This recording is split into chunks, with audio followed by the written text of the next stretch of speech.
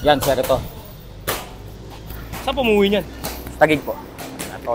Okay guys, so nandito po tayo kasama si Idol Carlos Piniquito, mga kaibigan. At syempre, June 1 na po ang laban niya against Snow Badwa, ang very controversial sports journalist and etc. Sir Carlos, so, sayang hindi ko naabutan ng training mo, pero kumusta ang training so far? Mahirap. Buti andito si Coach Dino, yung sila Jory, yung lalaban din, tsaka si Rio.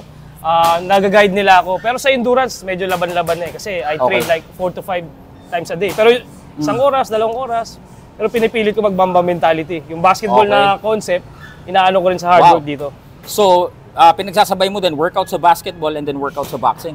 Sa basketball, onti na lang kasi hindi naman ako masyado naglalaro. Okay. Pero meron din, kahapon nag-ensayo kami.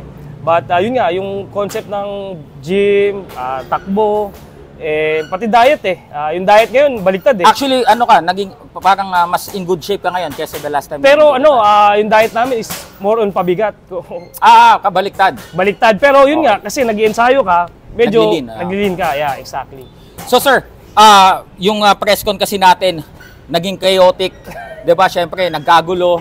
So, hindi na din masyadong naintindihan. Ano ba yung pinagmulan ng beef ninyo? Well, yung post niya about sa Lebanon, yung parang disgrace daw sa country. Tinalo natin ang Gilas. Well, pero sa akin, as a coach, tsaka ng mga bata, mga youth, pag nanalo ka o natalo ka, walang ibang dahilan, kailangan kamayan mo yung kalaban mo. Yes. Don't create any controversy. Nanalo na nga tayo, may kontrobersya pa. Yes. Well, ano naman yun, parang accepted naman yun ng mga Pinoy, medyo maraming basher. Pero para as a coach, kailangan natin magpakumbaba. Kung nanalo tayo, lalong humble tayo. Diba? So, yun lang naman yung pinagawa yung simula. Inatake niya na ako as a person. So, para sa akin naman, okay lang yun. Tapos sinamon niya ako ng boxing, wala naman ako inuurungan. Nagkataon na sa June 1 magkakaalaman. Okay. So, aside dito sa incident na to regarding Gilas, may mga instances na ba na nag-cross ng landas ninyo ni Snow Badwa o magkakilala na kayo dati? Wala Hindi ko siya kilala kung sino man siya Sa spin, may mga article na controversial sa kanya pala yun. Then last year, medyo demonyotic na yung mga tirada niya. Marami siyang binanatan sa PBA, pati mga anak ng coach, pinapakailaman niya, pati ano. So ako, wala naman ako doon, pero as a basketball community who loves the game and plays the game and coach the game for almost 20 years na dito ko pare pagtanggol sila. So bawat suntok ko, para dun sa lahat ng binanatan niya. Kami din bilang mga vloggers din, nakikita namin si Sir Snow Badwa, fearless siya Wala siyang sinisino kahit sino. Pag may gusto siyang sabihin, sinasabi niya. Parang ito ba parang naging ipon na din ng parang mga nakikita ng lahat ng tao sa community ng basketball. Parang ikaw na din ang nagrepresenta sa buong basketball community to fight Snow Badwa. Parang ganun ba? Sir, lapit ka baka mawala ka sa Exactly. Yung tanong mo, yun. Kasi marami na nag-PPM sa akin. Nagtatanong kung totoo ba to for clout lang. Pangalawa, yun nga, may mga binanatan siya dati. Hindi lang this year, siguro mga 10 years ago, 15 years ago, na hindi makalimutan ng mga coaches, tas player na ngayon. Player dati, tas coach na ngayon. So sabi niya, bawi mo naman ako. Maraming ganun. So, tinanong nga ako ni Pau kanina kung ano yung strategy mo. Sabi ko, si Coach Dino, ang sabi niya, box. Pero yung basketball community, sabi niya, Carlos, kailangan patulugin mo yan. So may pressure sa akin kung yung tama yung sinabi mo na para sa basketball community to. Okay. Isa pa, Sir Carlos, baka hindi mo pa alam, baka hindi pa nabanggit ni Boss Juni Navarro, someone from the group of Team Pacquiao nagsabi na gusto kong imbitahan ni Boss Manny sa bahay niya sa Forbes. Noon. Hindi nga lang nag-materialize, sinabi ko naman kay Boss. At para gusto ko niyang i-train, ewan ko, may beef din yata si Snow sa Team Pacquiao. So parang anong reaction mo doon na si Senator Manny Pacquiao sana gusto kong ipatawag? Ayoko nang makialam sa away nila ni Snow, baka sabihin pinagtutulungan si Snow. Pero si Boss Manny kasi taga Jensen yan. Yung pinsang buo ko is body niya, kasama niya sa Bulalakaw, may tao dito. So, kung gusto ko mag-train kay Boss Manny, busy na yun Pero pag nanalo ko, kahit ano mangyari, wala namang alam ko mananalo ko, pupunta ako sa Jensen at pupunta ako kay Mayor Lorly tsaka sa mansion niya sa Jensen. Itong laban na to, Sir Carlos, sa tingin man ng iba, parang circus match-up ito or parang yung, alam mo na siguro, battle of YouTuber, pero maraming istorya behind this yung build-up nitong laban nyo na to. Let's say you will be successful come June 1st. may nakikita ka bang, uy, pwede kong i-continue to. Baka mamaya meron pang mga mas naging interesadong mga celebrity na mag-call out sa'yo. Malay mo, magkaroon ka pa ng career because of this. Vaccine. Open ka ba dyan?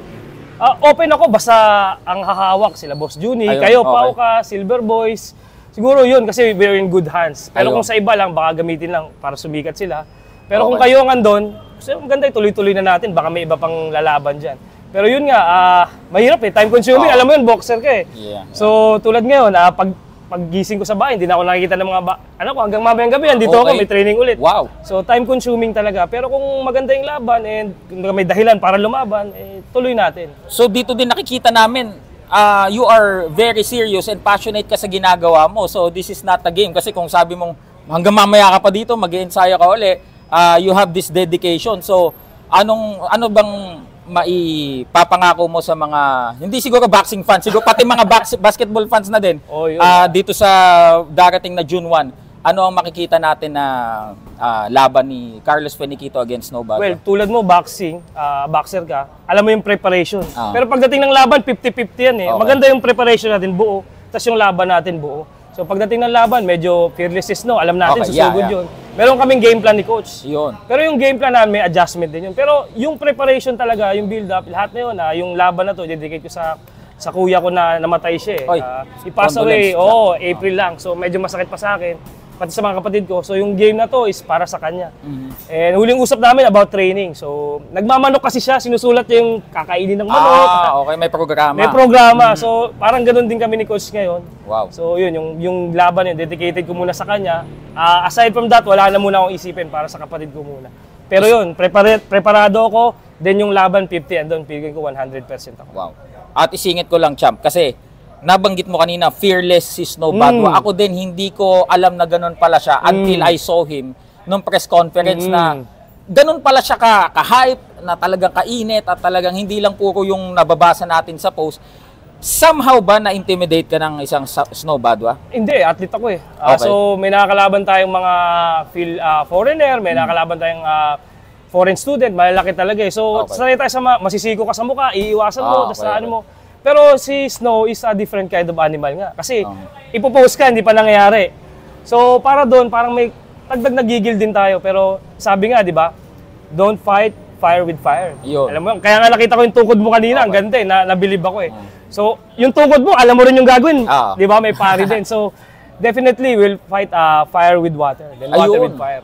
Parang malalalim, parang Oo. ibang klase to, parang magiging chess match yung makikita namin, hindi lang puro talagang all out sa round number. Ito ba itatagal until third round or knockout agad ang hanap Well, mo? marami nagsasabi mahina kami sumuntok. Feeling ko naman, yung sa ensayo ni Snow, may capability siyang, Oo. pag tinamaan ako, babagsak ako. Pero yun nga, from the start, wala kaming gustong gawin, kundi patayin yan si Snow. So yun na lang. Sana turuan mo kung paano gawin yun. Okay, alright. Pero sa experience ko, endurance ang papatay sa'yo, hindi yung tama ng... Yes, good point, Diba? good point. Yung last na, sino yun? Yung sa nakaitim na may video pa last year. Yung nakaupo pa natapos yung laban. Oo, sa si nakatayo. Igano yata. Oo, yun Oo, si nga Igano. eh. Minsan, Rest in peace, rest in peace Champ yun, no? Igano. Na talagang pinag-aaralan yung boxing. Kasi may risk. Tama. Alam mo yun, Yes. boxingero ka. So yun, nag-aaral din, nagdasal din, di ba? Tapos nagbabayad din ng insurance. Yes. So yun, meron tayong preparation is better Last, follow than okay. win. Champ, last na lang siguro. Any message dun din sa mga taong nagtiwala sa inyo, nag-organize para matuloy itong, para hindi lang sa isang close sparring gym Oo. mangyari, gawing isang event, Ganda, formal na maganda. event sa Midas Hotel and Casino. Ano masasabi mo sa Zamboanga Valientes, Boss Juni, Oh, at sa yun, lahat ng siyempre. sumusuporta sa'yo? Sobrang thankful tayo kay Boss Juni kasi bagong sport to eh. Mm. So, athlete tayo eh, tsaka fighter tayo, kailangan lumaban, mag-ensayo. Pangalawa, sa Zamboanga Valientes family, di ba? Maganda yung pinapakita nila sa Zamboanga. Sa softball, basketball, boxing, Yes, lahat. lahat tinutulungan nila. And syempre sa inyo, Silver Boys, kay Pau, lalo na sa'yo brother, ang ganda ng Salamat mga pang boksingero talaga. Kumbaga, nabubuhay ulit yung boxing kasi Yun. nung bata ako, close ako kay Jerry Peñalosa eh. Okay. Kasi yung Sir Jerry. pinsan ko, asawa niya, si Ate Goody. Talaga? Oo, Nice, so nice. parang, ano ba yung boxing? Parang na-intrigue kami, Okay. tas nag-emerge si Manny. Yun talagang sa Jensen, punong-puno ng mga champion eh. Opo. So ngayon, wala ka nang maririnig eh, until sabihin nyo, tsaka sabihin ng ibang vlogger. Yes. So, kung di dahil sa inyo, hindi mabubuhay yung boxing. Kaya nga yung mga nagko-comment sa inyo, Nakita mo may nag-comment isa, sabi ko pumunta ka rito, ako magbibigay ng wheelchair sa'yo. So yun ang ibig sabihin, hindi nila maintindihan yun, pero yung sport na ginawa nyo, na suporta sa sport, na continuity brother. So sa inyo na yung mainstream eh. So I trust inyo, pinagdadasal ko rin na tuloy-tuloy lang, sana may next na laban pang ganito. Yun.